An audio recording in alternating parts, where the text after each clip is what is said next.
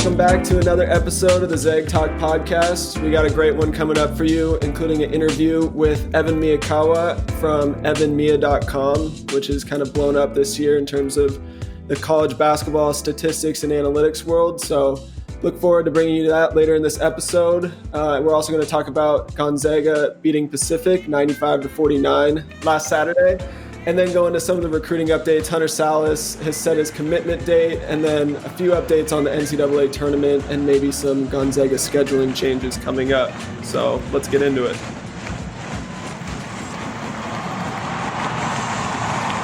All right, so Gonzaga played Pacific last Saturday and really came out on fire, kind of redeemed themselves for some of the slow starts they had against Pepperdine and St. Mary's. They jumped on them right away, jumped out to a 20-point lead in the first 8 minutes of the game, never really slowed down. They finished winning 95-49.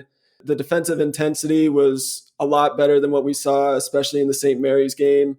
You can see it in our numbers following the game too, in terms of Ken Pom and some of the efficiency numbers. Jalen Suggs flirted with a triple-double. He finished with 9 points, 11 boards, and 8 assists.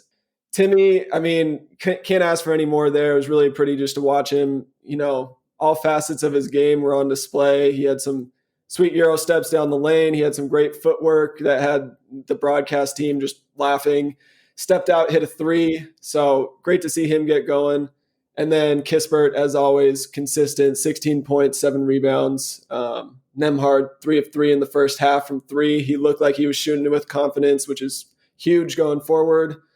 And then Harris, Dom Harris came in the second half, kind of later part, didn't miss a shot. He was 3 of 3 from the field, 2 of 2 from 3-point land, and 3 of 3 from the free throw line, finished with 11 points. So good to see him get going after not getting a whole lot of time in the first halves of the last few games. What are some of your guys' thoughts? 12 guys stepped on the court. That's probably the highest this season. One of them was Will Graves, who played a minute, but everybody else that stepped on the court played 3 or more minutes. So a lot of bench minutes, which is cool to see. Ben Gregg hit a 3. That's cool to see. Ballo played 13, didn't put up a shot, or put up 1 shot and missed it. Dom and Strother had 12 and 14 minutes respectfully. Like you said, Dom made the most of his minutes with his 11. Strother had 3. Really just good all-around game from the bench. Oh, I missed it. Cook also played 11 minutes. So interesting to see Harris and Strother actually get more minutes than Cook.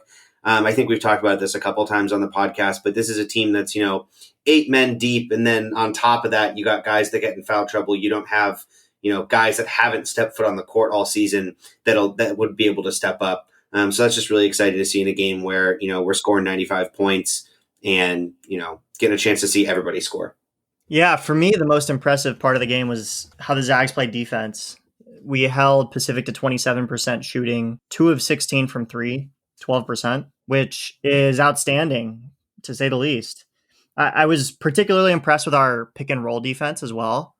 It didn't really seem like they had many opportunities to come off a pick and roll hard and get to the basket or slip or do anything really fundamental like that. And I think that's a testament to how hard we practiced over the last week. That stuff is not something that kind of happens and gets better overnight. It takes time. And I'm sure that was an emphasis for the team over the last week in practice, especially after the 2 games that they played against Pepperdine and St. Mary's.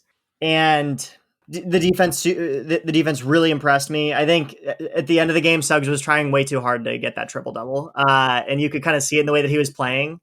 He was giving up wide open lanes to the basket in exchange for for passes out for maybe tougher shots. So, it felt very different than when Ayayi got his triple double, and it just kind of came naturally. And all of a sudden, you're like, holy crap! He's almost there at halftime.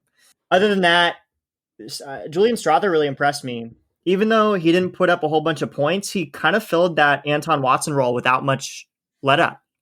And that was really cool to see as well. Yeah, I agree with you on the Suggs part. You could tell he knew, few knew, the whole entire team knew. I think there was that one cutaway where it was Suggs on the sideline with Few after he had an almost assist to a foul where we made free throws, and they're both just laughing. He knew it, and he tried to keep him in there. kept him in there with some of the bench guys. He probably would have gotten the triple double if the regular lineup was in there. But yeah, I mean, it probably hurt our efficiency numbers a little bit at the end there because it got pretty ugly. But I mean, it was fun to see them. I feel like Few normally doesn't really care about that stuff. And, if it's your time to come out, he's going to pull you out. But it was kind of fun just to see him, and notice it's something special and try to get it for him. But in the end, it just didn't work out. So, yeah, he said after the game, Few said, we were trying and he was trying too hard. So even at which, you normally don't get that kind of comment out of Few. And normally you don't, like you said, you normally don't get that opportunity either. I think they're playing a little looser this season, which, could actually benefit us down the road a little bit. I think at times, the Few regiment in WCC doesn't let them loosen up as much. And I think loosening up, and not only just from like a on-court perspective, but also just from a personality perspective, this year's team, I think, is really special.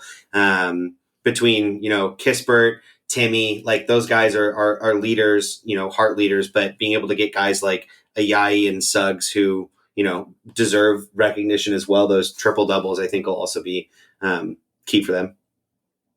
Yeah, you talk about Timmy, you could throw together his highlight film for the season. You could just show like 5 or 6 clips from this game, and it's probably as good as anyone else's for the whole entire season. That one double reverse pivot in the post where he just had the guy on skates was ridiculous. And then we got to see some of that guard ability that he has from the top of the key with a couple of those Euro steps through the lane was just, I don't know how you stop that when you also have to guard our guards, and not a whole lot of big men in the country are going to be able to deal with that. So yeah, great luxury. I feel like that sometimes is maybe a little more quiet, doesn't get the flashy recognition always that some of the other guys on the team like Suggs and Kispert have gotten this year. But, he goes and puts up 19 points a game and like it's nothing. So after the game, Gonzaga is now, they have the number 2 adjusted offense in Ken Pom. Probably would be number 1 if we didn't have the whole Suggs thing, but we're 0.02 points behind Iowa. And then the number 11 defense in Ken Pom now, which brings our adjusted efficiency margin to 34.12, which is good for 5th best in Ken Pom's database going back to 2002. And we're within a 10th of a point of the number 4 and number 3 teams, which are 02 Duke and 19 Virginia. So everything's pointing to this being a historical season in terms of both Gonzaga and Baylor. Baylor's right behind us, like 2 spots behind us on that list. So it's going to be really fun to see. Just they push each other every week. It seems like one will kind of hop on the other, and then they're like, nope, not so fast, and kicks it right back up. So, I mean, super fun to watch. I'm already imagining no matter what happens this year in terms of an undefeated season for either, if we meet any time in the tournament, there's going to be a 30 for 30 on this season, and just how it was just shot for shot, a boxing match that's 3 or 4 months long. So super fun to watch. If they put us on the same side of the bracket, it would be an absolute travesty. Absolutely. And I know that the committee knows that, but if they're on the same side of the bracket, we riot. One thing that I think as a trend that's continuing to play out this season is the widening gap for the Gonzaga players that sit at the top of the BPR rankings for the offensive side. Those guys continue to take up, basically the top 5-10 spots by themselves, and that margin just continues to grow. Whereas on the other side of the ball, Baylor's defensive efficiency with their top 3 or 4 guys, they also continue to move towards the top of that list, and the margin continues to grow there. So it's really playing out as that like really high octane offense versus that really, really solid defense. And seeing that in a national championship, we'll see if defense wins championships rings true or not. Yeah, so second part of the talk we're having today, talking through kind of what, not necessarily what the recruiting situation looks like, because we've talked about a lot of what that looks like for next year's class, but more like who's going to be here at the end of the season, or I guess going into next season. And on top of that, what might some of those roster combinations look like? What might starting lineups look like? Kind of talking through some of that like best, worst case scenarios.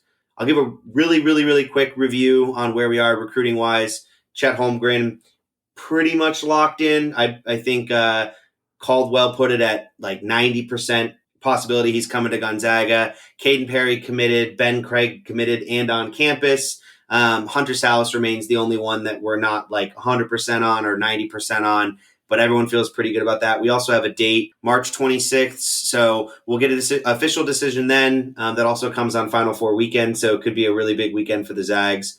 The only other thing I wanted to mention, just because Caldwell also mentioned it in his piece on Slipper Still Fits recently, Fanbo Zhang, who's class of 2022, number 34 in that class, already committed to Gonzaga. There is a chance he could definitely reclassify. He's actually back in China right now, but could reclassify and come back to the States and join the team next year.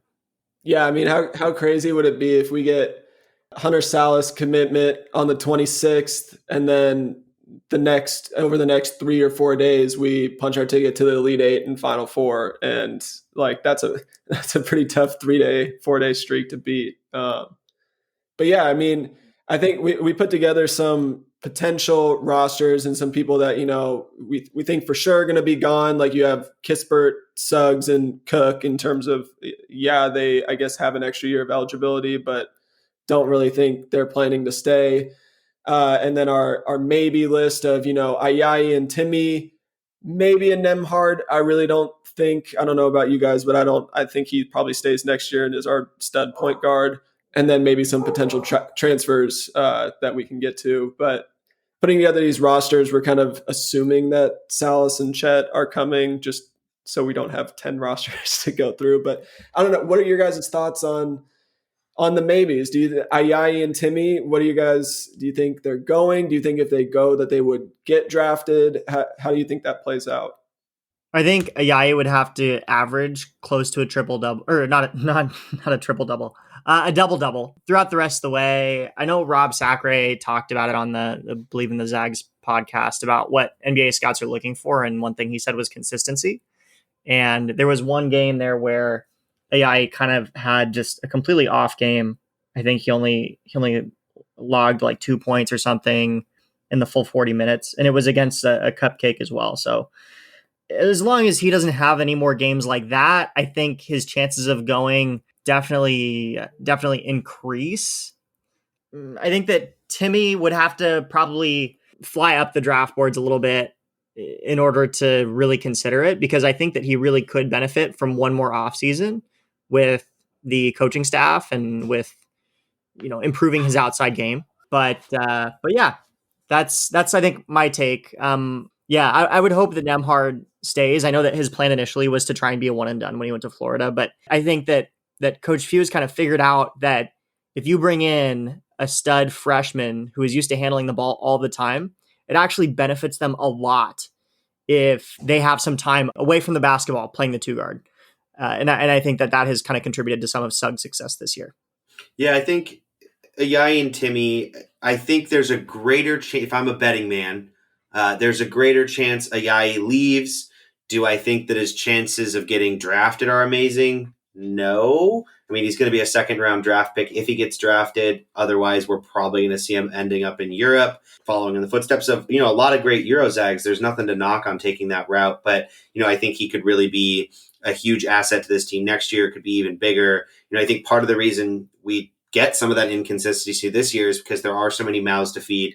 Not that there aren't going to be a lot of mouths to feed on Gonzaga rosters going forward if we continue to get recruiting classes and transfers like we've gotten. But I think he benefits, probably having a slightly bigger role in the team next year. Timmy, I totally agree. His ability to develop in the offseason, this upcoming offseason, is going to be key for him to be able to make that jump to the NBA, especially if he can show he has a little bit of range. He's way too undersized to play the 5 at the NBA level and hasn't really shown the defensive chops that to be able to play the 5 at the NBA level. So giving him an off season and also being able to show maybe he doesn't need to play a 5 in the NBA level. Maybe he can play the 4, add a shot. Not that he doesn't have it. He showed he had a 3. He hit a 3 with Pacific this past weekend. But, if we get Chet and he's starting at center next year and we're able to play Timmy at the 4 and he's able to, hit a lot more outside shots, he's going to have a lot better chance at making the jump to the NBA level. Nemhard would be dumb to leave, I think. He would have a chance to be our starting point guard and the man next year on that team. So I really, really hope he's honestly who I hope leaves the least. So we'll see what happens. But that's kind of my evaluation on those three, at least. Yeah, I agree with you in terms of Ayai and Timmy, which one is most likely to go, especially the way the season's been trending. Because, Timmy can have an All-American season, and I still think that he needs to develop that jump shot a little bit more. He obviously has the touch for it, and he does it sometimes, like we saw last week, and he can shoot it from the free throw line. He extended his game out to there this offseason. So, I mean, it really comes down to if he thinks he can get drafted and not end up in the G League, because once you get there, it's kind of tough to get out.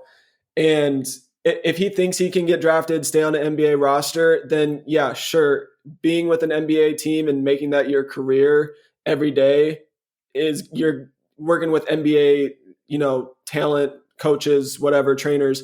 You're going to develop that shot a lot quicker probably than even at Gonzaga, one of the best developmental programs for bigs and someone who's proven they can do it.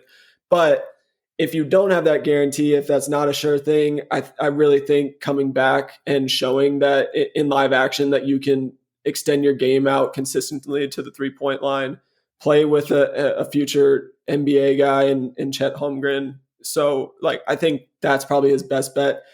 Brian, like you were saying, the consistency part, I think he's been a lot better at that recently. And I know he is kind of shooting up some draft boards now into maybe an early second round spot. So for him, it really comes down to as well, just does he feel comfortable where he's going to be drafted? Does he think he can come back and maybe get $1 million, half a million more dollars by coming back and improving his draft stock even more?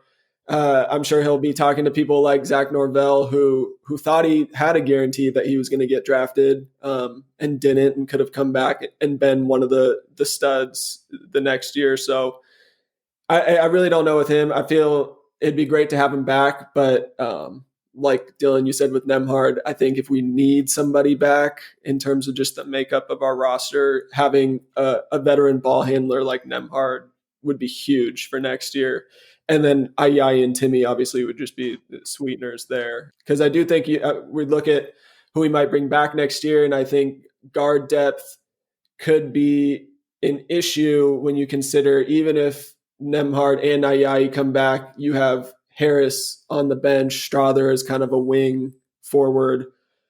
So and maybe we bring in a grad transfer or something regardless. But it starts getting a little shallow in terms of depth there.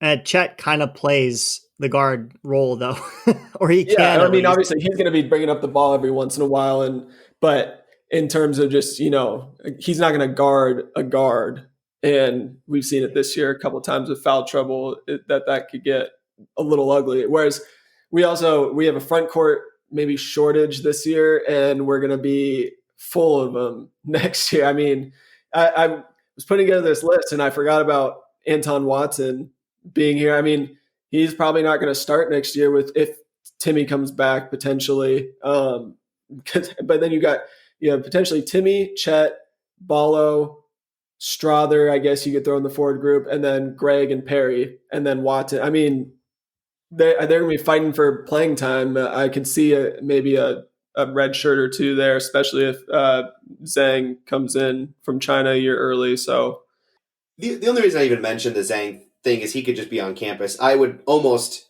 guarantee that unless it's like worst case scenario recruiting and grad transfers, like Zhang would redshirt, if not Perry, honestly, with the amount of depth we have. If we get best case scenario and we get, and we are our big men next year are Timmy, Chet, Ballo, Strother, if you want to throw it in there, Watson, Greg. I could see Perry redshirting for a year and maybe doing some BC like development in the offseason and throughout the season. So that'd be really cool to see.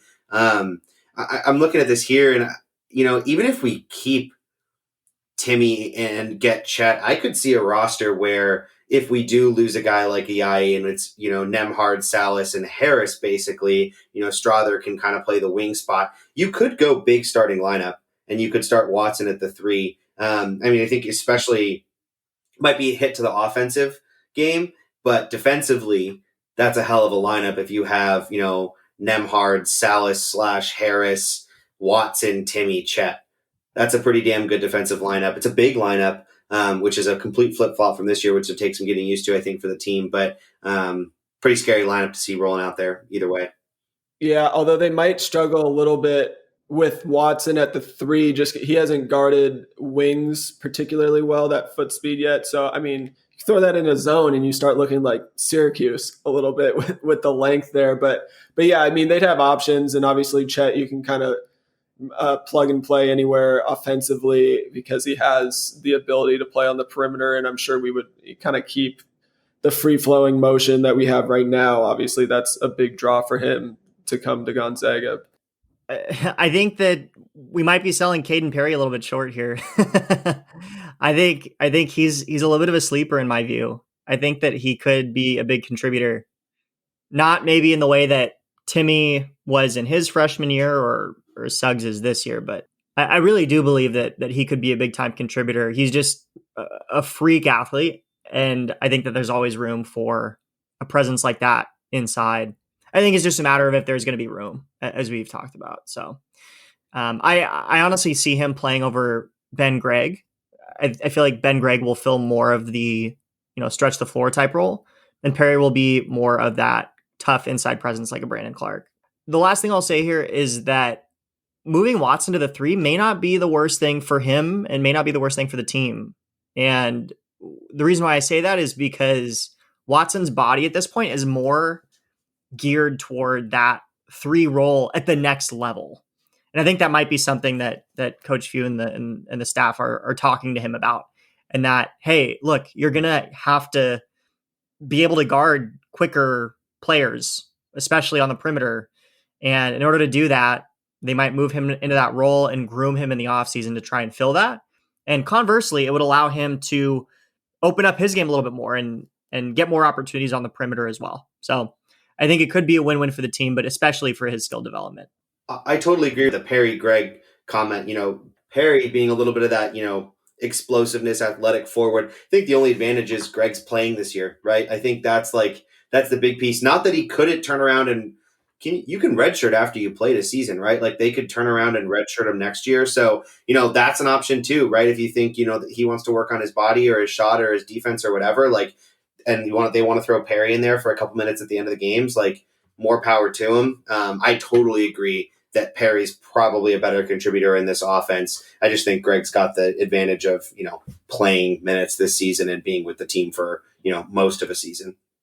Yeah, I think if they were all coming in at the same time next year, I would have definitely thought, I could see Gregg redshirting. And now this whole situation kind of does throw a wrench into those potential plans, because he's already on campus. He's already got a head start on some of those guys, but you just never know until they get on campus and you see him. Obviously, Perry's played with really good competition and teammates. He was playing with Rotary, with Paulo Panchero over in Seattle from O'Day and a couple other D1 guys there. So, I mean, I think just Perry's maybe a little more raw overall, but he's just a freak of nature and probably fits the athleticism of our lineup a little better right now, but you never know. Just kind of fun to think about. So let's maybe change gears. This just came out today. We're recording on Tuesday that Gonzaga's game against Santa Clara, which has already been moved once, on February 6th is now canceled or postponed due to COVID in Santa Clara's program once again. And Gonzaga's TJ Benson, who's their coordinator of basketball administration, so the guy who does scheduling, he tweeted the, fingers on chin thinking emoji almost immediately after that news came out. And so it's got everyone wondering. Obviously, Baylor has been, Few and Coach Drew have talked about it multiple times about, hey, we want to make it happen. If it can happen, it's going to happen. But at the same time, probably need some cancellations. And so we got half of that now, but maybe looking at some scheduling gymnastics that we can do to make a Baylor game work out. Baylor's supposed to play on the 2nd and the 6th right now against Texas and TCU. So it seems unlikely unless there's a cancellation, but a scenario is that they could move up the TCU game to the 4th and then making 2-6 available for Gonzaga versus Baylor. The other kind of weird thing with this is they want it to be on CBS since that's where the game was supposed to be played originally. So it has to be a weekend game if that's going to be the case. And I've seen on Twitter that there's games from 11 a.m. to 3 p.m. right now on that Saturday. So if they were able to move up TCU and make that game happen on the 6th, we'd probably be looking at an early tip or a late tip. Yeah, I mean, there's a possibility. I'm sure if there's a cancellation somewhere else, which seems like there's been a couple high-profile ones every week, I'm sure we'd be quick to call them and try to set something up. The other option within conferences, we could play on the 4th if we move the LMU game to the 6th, but we would also need LMU and Santa Clara or LMU and St. Mary's to move their game to the 4th. So doesn't seem likely. In terms of other teams, Houston has an opening that Saturday. They don't play on the Friday before, the Sunday after, so we could get a top 6 matchup there. I don't know what the relationship is between Samson and Few, but I'm sure they'd be open to it. I know Houston, that could be a big resume builder for them in terms of hopping up to potentially the one line. And I mean, we'd take anybody at this point. I don't know. What do you guys think? If it's not Baylor, do you want to play a game, or are you kind of just saving it for so say we get 23rd ranked team, 24th ranked team, or just outside the top 25? Do you want a game, or is it kind of Baylor or top 5 team we haven't played?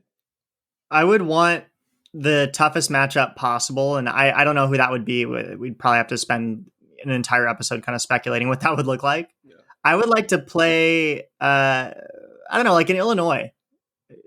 That might be a fun one, just because they've got Desunmu and Kofi Coburn. It'd be a fun matchup, I think. But yeah, honestly, I don't think it would be worth it to play an unranked team. Or I don't know if it would even be worth it to play a ranked team that's in the low top 25. Have we had a team schedule a major non-conference game due to COVID cancellations? Like they've had a conference game canceled, they've gone out and got would we be the first ones to do that this season? I think so, just because there's so many conference games have been canceled. I don't know if anybody's played every single conference game that they were supposed to play at this point. So I feel like most of those would be filled with other conference games like ours was with BYU when this was originally canceled, but I don't think we've had that yet. Hey, I'm not complaining. I'd love to set the precedent, go out and get a non-conference game. I am in B. Mary's camp, though. I'd love for it to be a top 10 team. Otherwise, I don't think it's worth getting your guys out there and pushing hard against a pretty good team and risking anything, to be 100% honest.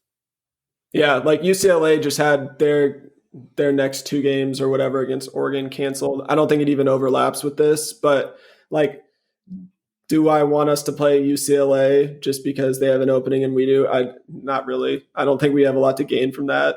That'd be our worst Q1 win besides maybe BYU and St. Mary's. So you could make the argument that, well, it's a game and we want to play games. But yeah. I mean, it's someone other than WCC to play before the tournament a month before, but I really don't think you're getting much of a difference between them and a St. Mary's and or BYU. Yeah, I wouldn't be mad at Mark Few if he went and did it. Would I be like, oh, why are you playing? No, I'd love to watch some more Gonzaga basketball. But if I'm Mark Few, I feel like there's not you don't have a lot to gain out of that. Yeah, exactly. All right, kind of last question and topic before we wrap this up. Conference tournaments but leading into the NCAA tournament have kind of been the big topic of conversation over the last week. What happens if teams are opting out? What happens if they don't happen? Should they be happening at all? And so one of the scenarios that's kind of the big question right now is what happens if a team does opt out, like Gonzaga? What if we opt out of the WCC tournament? And the committee, who does the committee then give the auto bid to? If you have, say, St. Mary's or San Francisco who goes and wins our conference tournament, who's definitely not a lock for the field like we are, do you give that to them? And how does that work out? Because you're looking at a potential of multiple conferences, multiple bid stealers there. I think the one I used as an example on Twitter was the Atlantic 10, because you have St. Louis is a lock to be in the tournament, and you have Richmond, who's just on the outside looking in right now. They've kind of gone in and out. What if St. Louis goes, hey, we're going to opt out, and the conference is like, sure, we'll get another team in there. We need the revenue, and send their conference champion there. I don't think that's actually their decision. It's the committees, but that's going to be something they're going to have to deal with. Obviously, that's really going to throw a wrench into plans. People aren't going to be happy on either side of it. If a team's forced to play and they get a COVID case and can't play in the tournament, or a team wins their conference tournament and doesn't get the auto bid because the number one team's opted out. It's really going to be really interesting at who they go with. But I guess another thing to look at too is you have all these sponsorships and revenue agreements that these conferences rely on and sponsors rely on for these tournaments too. So canceling them is a whole other issue as well. So it's just a mess right now. I guess my question, it's been asked to Coach Few a few times on what they would do, but do you guys think that we should play in the WCC tournament with where it is right now? Do I think that we should play? Do we need to play it? No, right? We're an auto lock anyways, right? If you're thinking selfishly, Gonzaga only, no, there's no reason to play the tournament. We're an auto lock whether we play in it or not, right? We lose the tournament in the championship, we're still going to March Madness. But I actually think I land closer on the side of what we talked about almost at the beginning of the season, which is if they can figure out a way to do conference championship, do conference tournaments, and then give it, and it sounds like that's not going to happen. So like, it doesn't really matter at this point, but you just have to give a big enough buffer. I think the biggest risk is having guys go play in this tournament that don't need to play and they get COVID. And now you've got guys that are out for March Madness, at least the first week of March Madness. And I just think that's such a reason to not play. But I think that for conferences like WCC, you need to have the tournament. And I think if they have it, Gonzaga needs to go and play in it. I just would love to see there be some type of way where we could rearrange things. It sounds like too many things are already in motion to push March Madness back at all. But at the same time, if you want to have it and you want to have the best teams possible play in that tournament while still having conference championships, you just got to create a bigger buffer between the two and allow teams to get healthy if there's any of those types of issues, and then also get to Indianapolis. Yeah, it's hard. I mean, what you would want is like a whole of college basketball response with this. And what you would want is the entire nation just saying, you know what, we're going to skip the tournaments this year and allow a week or 10-day or 14-day buffer between the last games and the tournament. But I don't think that's realistic. If a team like the Zags were to opt out, I think it would kind of have to be a risk that these teams take, knowing that, hey, nothing is guaranteed anymore. And you bring up the St. Louis instance. I think that would be a really interesting issue. It'd be really hard for the committee. And yeah, it would lead to some teams not getting a spot in a year that they typically would. I think one thing that we could see happen is that, knowing that the first games, I believe, start on the 18th, what we could see happen is because a lot of the bigger conferences like the Big Ten, they started Big Ten play at the end of December, like third week in December, like the 23rd. What we could see happen is those conferences playing their conference tournaments earlier and ensuring that there is a buffer between the end of the conference tournament and the first round of games. And I'm looking at the schedule now. The first four actually play on March 18th. The first round starts on the 19th and 20th. So I don't know. We're living in crazy times. I'm not sure what's going to happen, but what I would hope to see is that the committee does as good a job as possible to discern whether or not a team is taking a tournament off because it benefits them or it benefits the conference, or whether they're doing that for safety precautions. Yeah, and I think for Gonzaga, it works out well enough for us to play because we're in a mid-major conference where our conference tournament ends earlier. We end on the 10th. So we have a week and some change before we would potentially play, so we can go right away and, quarantine and make sure that even if we did have positive tests, we could still hit that 7 straight tests of days of negative tests potentially. So yeah, and the other thing I've heard for some of the power conferences is moving their conference tournaments to Indianapolis so that they're already there. So if you lose and you think you're in, you're staying there anyways. And if you win, like, you're already there.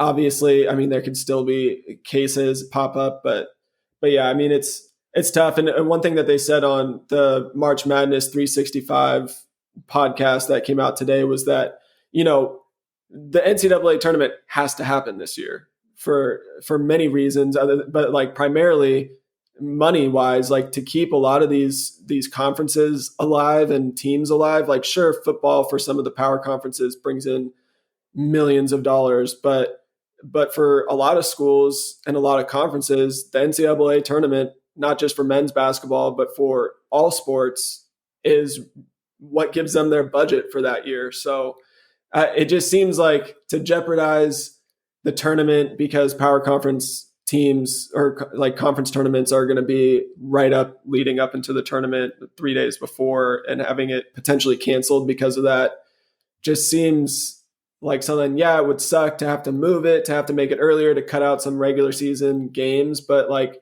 what are we looking at here? We're looking at having a NCAA tournament that happens and goes smoothly, or potentially losing a shot at a national championship for your own team and for everybody else, and potentially shutting down a bunch of programs and taking away college basketball opportunities for a bunch of high school kids out there too. So I don't know. Hopefully it works out, but it's gonna be something that's talked about probably every week until mid-March. So just something to keep an eye on. Everyone, we are super excited to have a very special guest on today's episode.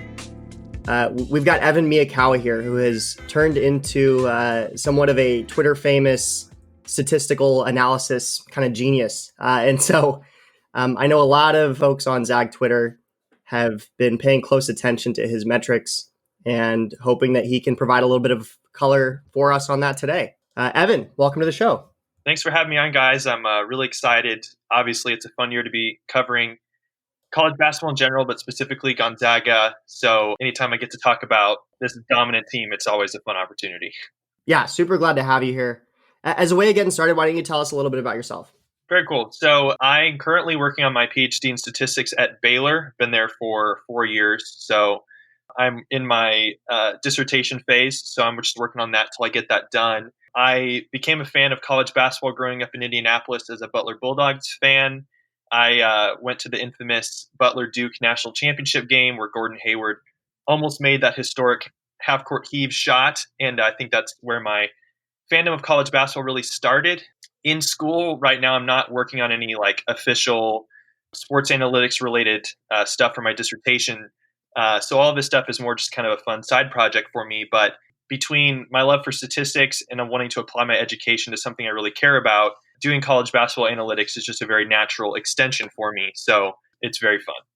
That's awesome. That's awesome. And I'll be honest, it doesn't seem like a side project. You've put an extensive amount of work into it, and it's just a fantastic breadth and depth of analysis that I don't think anyone else is really doing out there. So thank you for putting all that information together. Give the listeners kind of a quick introduction to your site, how it all got started. You've now kind of blown up a little bit. I know you're now in the thousands in terms of Twitter followers and everything. So yeah, give us a quick introduction to the site itself and where it all got started. Yeah, so from a basic perspective, I think the way to think about it is it's similar to KenPom, but it's for all players as well as teams. So at a team level, it's doing similar stuff to what some of the other main metrics are out there in terms of measuring offensive and defensive efficiency. But my main goal with this project is to be able to more accurately quantify players as well, because that's a big component. And it's really easy to look at, a good team and see who their best players are and kind of have a rough hierarchy in our minds of how good they are. And certainly, you can use the eye test for that kind of thing. But I really wanted to look at it from an analytical perspective to combine both the players, box score stats, their individual metrics, as well as how well the team performs with them on the court and being able to adjust for the strength of all of their players that they play with. And so that's really kind of a lot of the main ideas that go into this. Some of the main properties, if you will, that are important to my site is that similar to a lot of the other main metrics nowadays is that it's tempo free. So it's on a per possession basis, which is really important, obviously. I also don't look at possessions in garbage time, which is really important for Gonzaga games, especially because their games are usually over with like 38 minutes to go or something like that. So, looking at possessions where the game is still in hand is to me helpful in discarding parts of the game that may not be as helpful for predicting future outcomes. So that's helpful. And then using my specific setup, the metric is called Bayesian performance rating. And part of what Bayesian statistics in general is a field that I'm really interested in, that most people aren't as aware of that term. But one of the things it allows really easily for you to do is to incorporate historical information into a player's projection. So for any given player, you can incorporate previous season success, recruit rankings, player like physical metrics, and all those things are all a part of predicting how well a player is going to perform going forward, along with what they've done in the current season. But like I said, the main components that go into the player part, especially, is both the individual efficiency that player has in terms of box score stats, as well as looking at on the offensive and defensive end, how well does the team perform with them on the court, and obviously.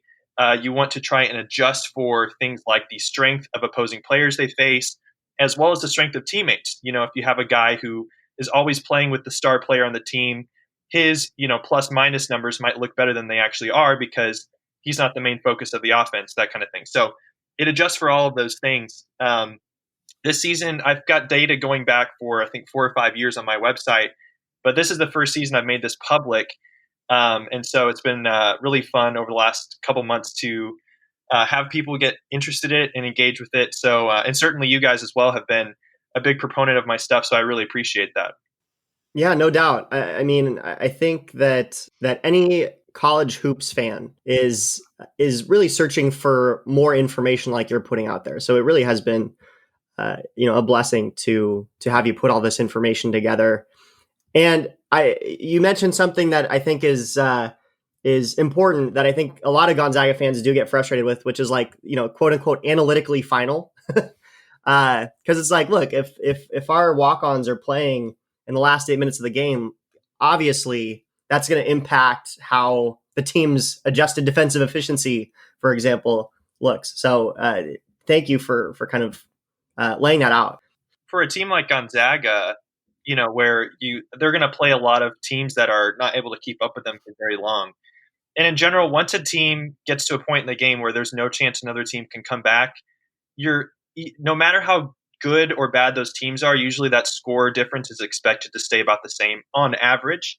And so it's more helpful for me to look at the scores from games up until the point where there's no chance that BYU is going to come back and win the game, for example, which is why in my book, BYU got beat by Gonzaga 86-69, 17-point margin. But when you look at the score before it was, quote, analytically final, if you will, it was actually 69-41, which is a 28-point difference instead of 17. So to me, that more accurately reflects how good Gonzaga was, because when they were still playing full throttle, they were much more dominant than when you consider all those minutes once the game was out of hand. So I think that's a huge help in their case for sure. So we're not considering game out of hand when it's 23-2, like 2 minutes into the game, a little bit later. That is, you can't really quite write it off that quickly, but it's not that far from that in certain cases for Gonzaga for sure. So this year, it seemed maybe more than in past seasons. There's been so many lopsided games between ranked teams, especially in the Big Ten, and that might be. I was looking at your the home rank, and how well a team plays at home versus away, and they have 5 in the top 50. So that might be part of it, that teams are playing really well at home. But for the way your rankings work, do you have any issues with sample size with some teams that are blowing out teams early? I know Baylor had a pretty easy beginning of the year this year, so they're really blowing out teams. Does it not get on equal footing between teams with that, or does your ranking system not really have to take that into account? Yeah, that's a good question. So, a game that is a blowout quickly is not going to be given the full weight as a game where the result was, still in question for the whole game. So, if for example, if Gonzaga only needs till 10 minutes to go to finish a game, then that game was only going to get that amount of time worth of weight, 3/4 or whatever it is. So the nice thing is that especially early in the season, when you don't have a lot of data for the teams, the preseason projection component of the ratings is really what stabilizes it, because there's a certain level of confidence that goes into those preseason projections that they slightly adjust after each game. But that way, a single result, a blowout, for example, against an inferior opponent, won't overweight those ratings. And so, for the most part, that's not a huge issue. Where do those preseason projections come from? Yeah, so there's a lot of different things that go into that model. Obviously, the actual the performance from previous seasons under that coach is a part of it, but a lot of it has to do with what percentage of production is returning for that player, and specifically looking at each player's Bayesian performance rating from seasons prior, as well as their current projection for this upcoming season. So I build it at a player level first, where I'm projecting how good a player is going to be that season. Oftentimes it's slightly better than the previous season because of growth. And then you're able to compile all those players, and there's a model that basically gives a good estimate of how well that team's going to perform in that season based on the returning personnel for that team. And then obviously there's a few other things like previous season performance and that kind of thing. But those are the general main ingredients. There's also a look at what class they're going from, like freshman to sophomore to junior. Those leaps are usually slightly different depending on what class they're in. And also there's especially for younger players, there's a recruiting ranking component as well. Certainly for freshmen, that's a lot of it because that's all the information that I have to use. But even for a guy who is a freshman to sophomore and had a poor freshman year but was a top 20 recruit, there's still a good chance that he's going to be a lot better than what his previous performance in the season prior looked like. So all of those components go into it. So those are the main ingredients for the player level. And then the team level, once those player projections are done, sort of compiles all of that information along with transfers and departures and that kind of thing. So for a team like Kentucky, obviously stacked with amazing freshman talent this year, how did their preseason projections look compared to their performance? And was there a certain point where you saw a lot of their player and team ratings drop significantly once the season kind of started to get going? Yeah, so I think the main thing to think about with a team like Kentucky, that most of their production is going to come from highly recruited freshmen, is that freshmen have a much less confidence in their preseason projection than players who've already played. And that's important because, it's just a lot harder to project how good a player is going to be when he's not played any college ball yet.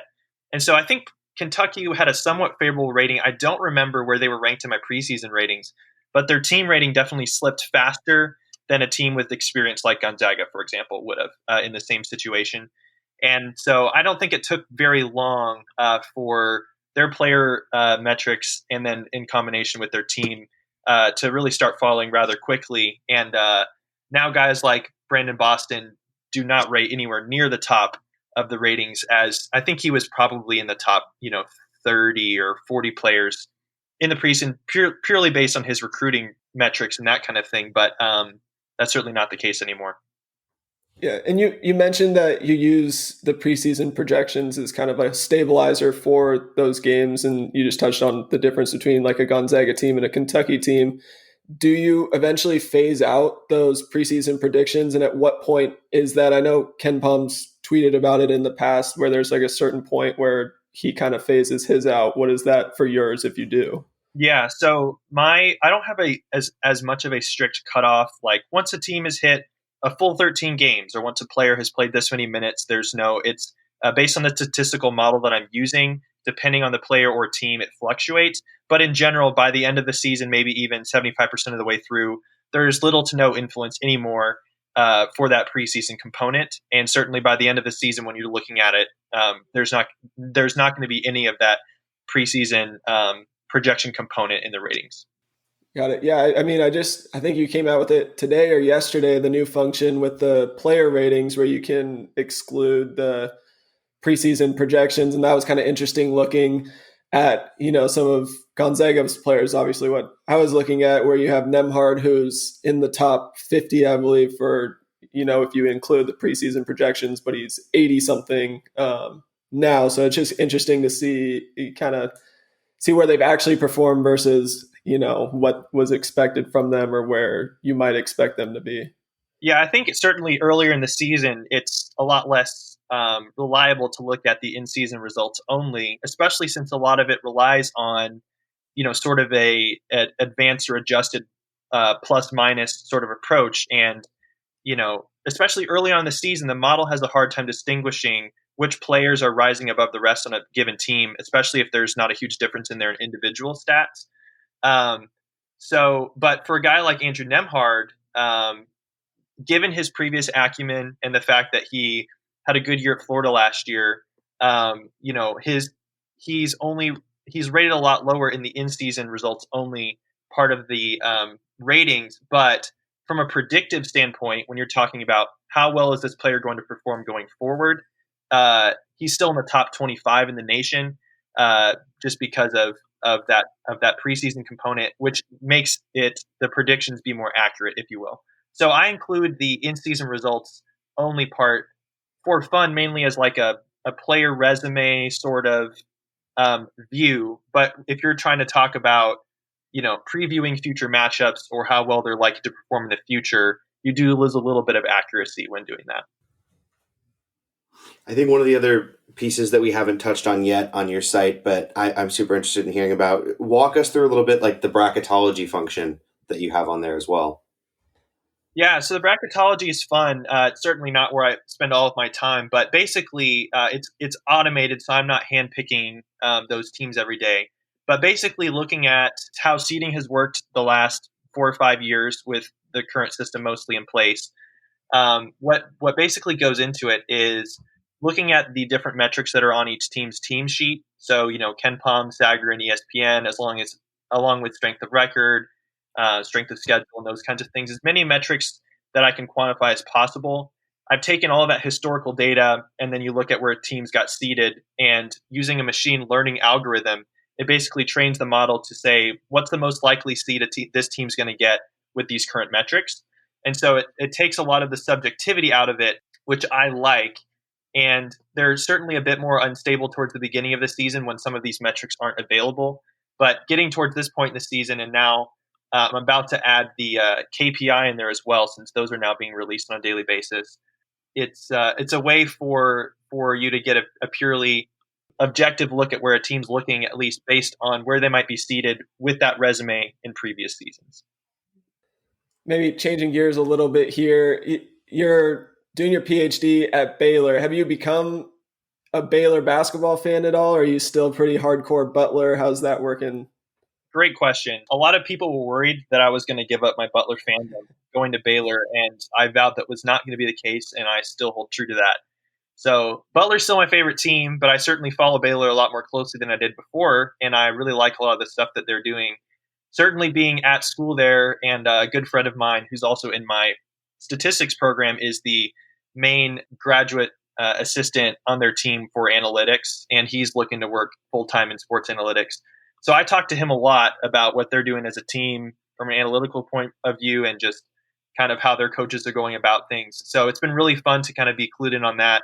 And now this season, I've had a few conversations with some of their assistant coaches and stuff about some of their player metrics and that kind of thing. But Butler is still my favorite team for sure. That's funny. You said you have a connection to one of the grad assistants, Rem Backamus, who played at Gonzaga, is down there too as a grad assistant. So we have a little bit of a Baylor connection here too. But yeah, absolutely. So maybe this question doesn't have as much of a punch as normal if you had gone full Baylor fan. Like I think a lot of people, I assume that we talked to, are like, oh, he's a Baylor guy. Is it, biased? But from what you've seen this year, Baylor, Gonzaga, the top two teams kind of seems by quite a bit, with both, Zags have 6 guys in your top 25 rankings and 4 Baylor guys in the top 10. But from what you've seen, if we just roll the ball out right now, who are you taking in a game at a neutral site between Baylor and Gonzaga?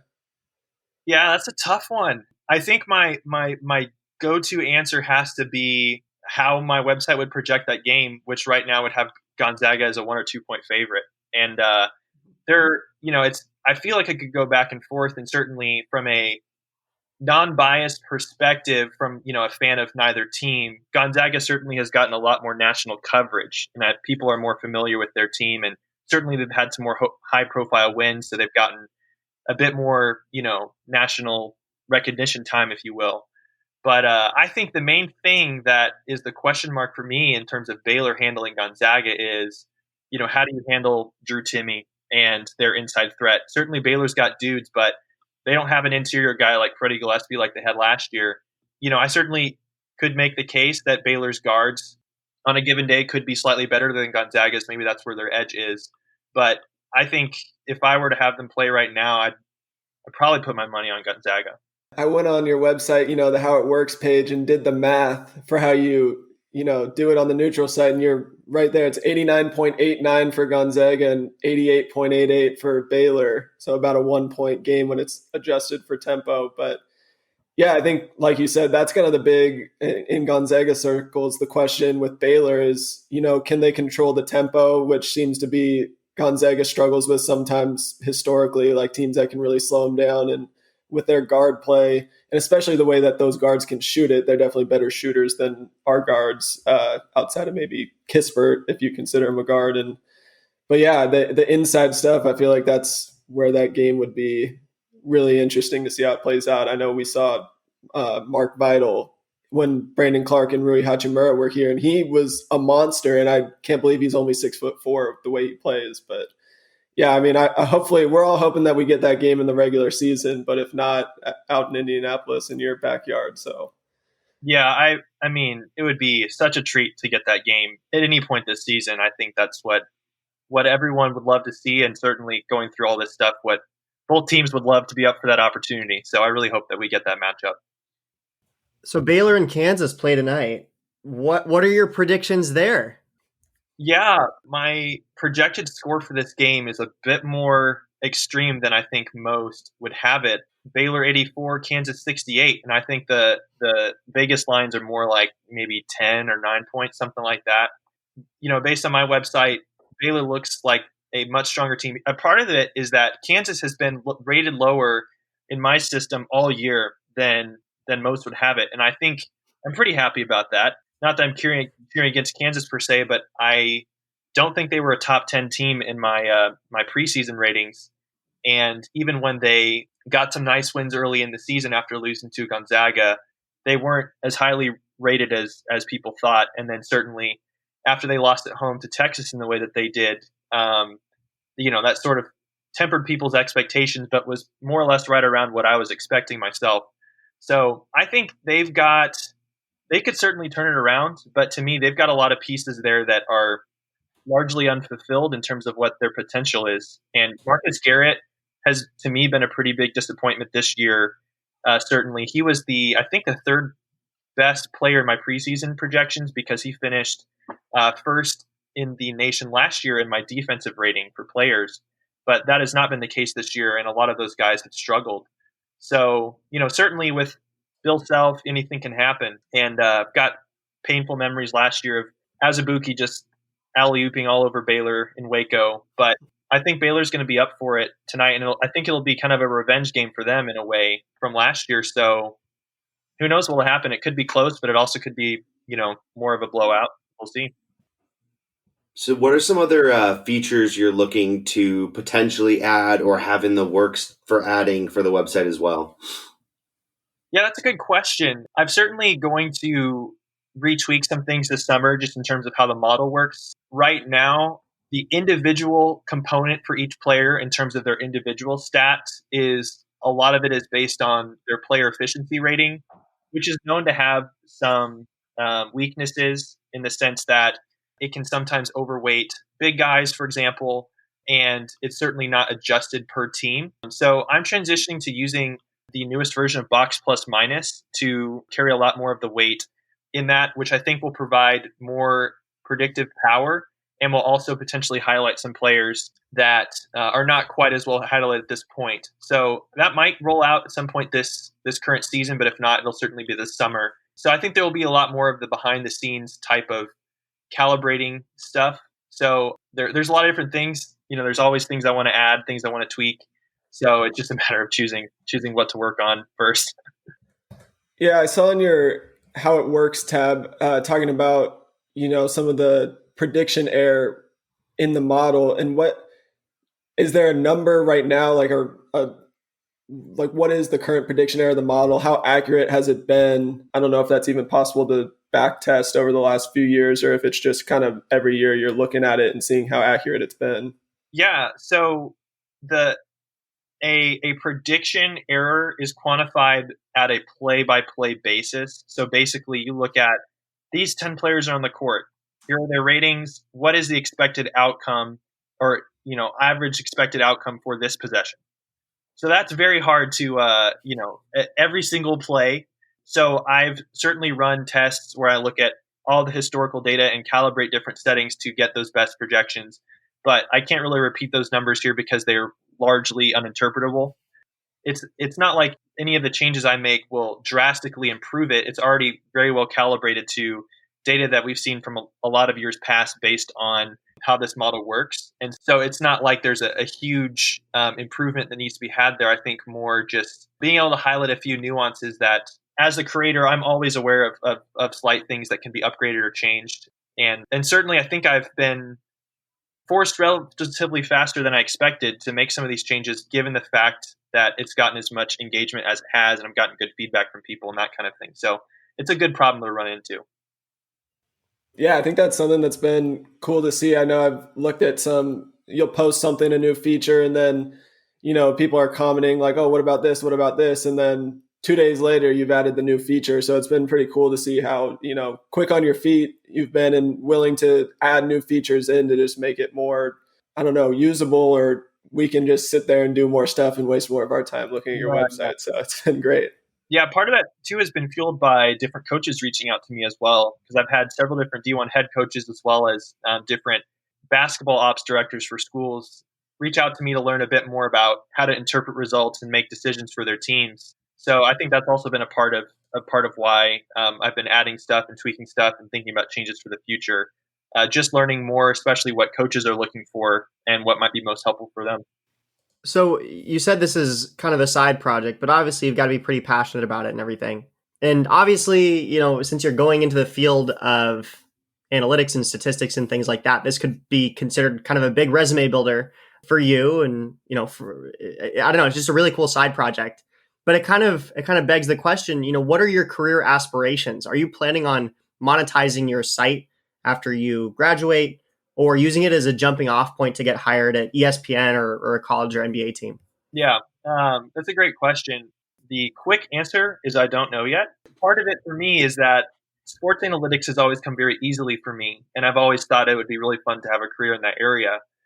But I've never been only solely focused on doing that after I graduate. And part of the reason why this is not any of my official dissertation work, but my school time is dedicated towards non-sports related topics, is because I really want to try and expose myself to as many other areas of work as I can. Like this summer, I have an internship with the Institute for Defense Analysis in Virginia. So it's like Department of Defense, cybersecurity related stuff, top secret things. And so I'm really excited to do that and get some more experience in that area. So, doing sports analytics is very natural to me. And so for that reason, during grad school, I'm trying to expose myself to other things. In terms of my career aspirations, I'm kind of open to, looking into a sports analytics career as well as anything else. I'm kind of looking at my options. Certainly that has looked a lot more feasible in the last couple months as I've gotten a lot of positive feedback, both from fans, but also from different coaches. And I've got an NBA team who's talking to me about doing some work for them. That, certainly is an option. And I'll, certainly be considering those opportunities going forward. In terms of my project itself, it certainly would be fun to monetize it at some point. But I think for starters, part of it's just raising awareness and allowing people to engage with it. If I roll out, if I've rolled out this website and then after 2 months I make it a paid only thing, there's not enough people who need it that would pay for it. You know what I mean? So I think it's fun right now just to have it open for free and have people enjoy it, and we'll see where it goes from there. Well, you have me addicted. So if you rolled it out with a paywall, I would be willing to pay to be able to use your site in the future. Well, we will see, but hopefully for your sake, that won't have to happen. Fingers crossed. I feel like we end up referencing your website probably every episode, if not multiple times an episode. That's very cool. That's very cool. Yeah, I think the other day we referenced your extensive thread on Gonzaga's performance in general, and there were a lot of comparisons with the 2018 Villanova team, especially on the offensive end. Can you talk through, what the metrics say about where we are most similar to them, maybe where we're better than them, maybe where there are some areas for improvement to kind of catch up to them? Help us understand that. So the main comparison point between Gonzaga's team right now and that Villanova team is the fact that all of the astounding depth that Gonzaga has. Both those teams, I think Villanova had six players that were ranked in the top 50. I think it might even be top 25 in Bayesian performance rating that season. I'm just checking this right now to make sure I've got this correct. And that's the best that I've ever seen in the last 5 years, which is what I've got data for on my website right now.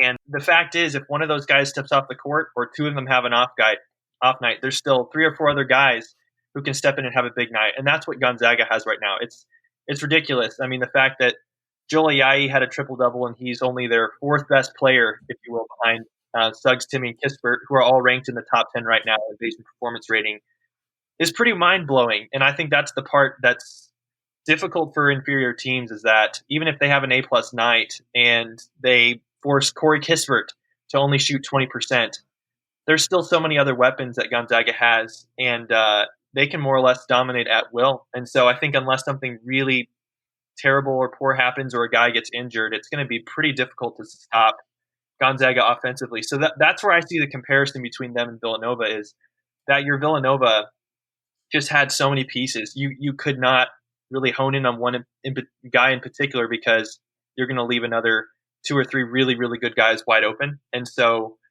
obviously that led them to a national championship, and I see a very similar path for Gonzaga if things continue the way they're going. One other part of that thread that was really interesting to me is that you mentioned that Jalen Suggs makes everyone on the court better when he is on the court. And the reason why that's interesting to me is because in your Bayesian performance ratings, he is the 3rd best player on the team. So yeah, how do you square that? You would think that the best player, generally, who right now is Corey Kispert, he's the best player in the nation based on BPR, would be the one who makes everyone around them better. But it doesn't seem like that's the case. And it's cool how you have the ability to kind of pair these numbers up and, yeah, basically have really, really good information around player combinations. So, with that in mind, what metrics go into understanding which players make everyone around them better? Sure. So the specific metric that I'm talking about is if you use the team breakdown tool and go to the individual analysis tab, right? One of the things it looks at is you can pick a given player like Jalen Suggs, and you can see with every teammate that he's played with how well Baylor or Gonzaga performs offensively and defensively with those 2 players on the court, right? And you can sort it by, which teammates he performs best with, but you can also look at this metric, which I've just called above or below average, which indicates how much better that teammate plays or how much better their impact is with Jalen Suggs on the floor with him versus just his individual numbers overall. And so the thing with Jalen Suggs is that when he steps on the court with any number of these players, their team impact statistics get better with him on the court versus what you would just take if you're looking at that player by himself alone. So that's really impressive. And usually every team has 1 or 2 of those guys who are just that kind of player and impact everyone in that way. And that's a sign of an elite player. As of right now, I mean, that thread is a couple weeks old. And so as of right now, I think there's 1 or 2 players that Jalen Suggs does not have a positive impact on, but those are guys who have lower possession counts, so it's not quite as stable in that sense. But when you look at Gonzaga's most potent like teammate pairs, Joel Ayayi is the one that really sticks out to me, which is not surprising at all because he's just kind of that guy. He's that glue guy that is not the main option, if you will, but when he's on the floor, I mean, he's an invaluable piece to the way that Gonzaga plays. And right now, he's in all of the top 4 best teammate pairs for Gonzaga in terms of the team efficiency with them on the court. And the pair that has the most chemistry in my weighted chemistry metric is Joel Ayayi and Corey Kispert, which I love, and that seems to exactly match what people are seeing on the court. So that's really fun to see. Yeah, his backdoor cuts are absolutely next level in the Mark Few offense. I think Carson has mentioned that quite a few times on the podcast. So yeah, I don't think that surprises anybody who watches a lot of Gonzaga basketball. Yeah, and it's really interesting to see, like you said, he's in the top 4 pairings for Gonzaga. He's a part of them, and he's invaluable to the team. And we've seen it in all different ways this year, where he's early season he really wasn't scoring that much because he didn't need to, and then now when we've kind of struggled, he can still step up and score. And he's just been everywhere you need him at different times of the season. He's been there, and it's shown up in the statistics too. Evan, maybe help us understand, I guess, what is the average fan missing with your analytics? Is there something that people haven't, maybe pointed out yet? Or maybe you can provide us some insight into what these college and NBA coaches are really interested in your numbers. Yeah, so I think the main thing is that the player ratings, I mean, it's so hard to quantify a player's impact. And I think the main idea that this is built on is the fact that what it comes down to is obviously wins and losses. And the way to win a game is to score more points than your opponent. And what goes into that on a per possession basis is being more efficient on both ends than your opponent, right? So to me, the ultimate sign of a player being a really impactful player is not his individual stats or how many points he scores, but elevating his team's performance when he's on the floor. Certainly, a player's individual stats can give us a good glimpse of what that impact is, which is why that's a part of the model. But the bread and butter is looking at the team impact metrics, which are how well does the team perform in offense when that player's on the floor, and how well does he play on defense, right? And plus minus is a very naive, glimpse of that, and can certainly be valuable. The shortcoming there, obviously, is that it does not at all adjust for the strength of opposition faced, both at a team level or at a player by player level. The individual players that are on the court against a certain player. Also does not account for teammate strength either. And those are all components that go into my model. And I think the main goal is to objectively quantify, which guys are impactful and should be on the court more. And so for coaches, they have their own notions based on practice and what they're seeing in a game of how good this guy is. And they've really, obviously understand it at a very deep level.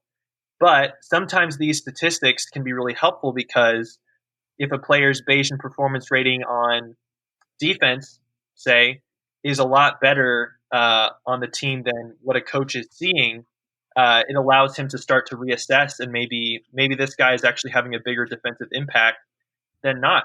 And other times it can only confirm what they think is happening and might even give them more confidence to do and play the guys that they think they should play. So I really like examples of guys. Joel Ayayi is definitely one of them, who are not the leading scorer for a team, are not the most prolific player, and yet their ratings are really, really high, which means when they're on the court, the team is just better when they're not. And obviously adjusting for opponents is a part of that. So it's really fun to see cases like that. Mark Vidal is another example of that for Baylor. He is certainly not a stat stuffer in any means. But I think the last year and this year, he is close to leading the nation in team defensive efficiency, which means when he's on the floor, there's no other player who has a bigger impact on the defensive end than Mark Vidal. So those are great examples because those guys should get recognition. The Joel Ayayis of the world should be, receiving their worth, even if they are not the primary option, because they're fitting into their role, they're having the impact they need, and without them, the team's going to not do quite as well. So those are my favorite examples of where the Bayesian performance rating can really shine.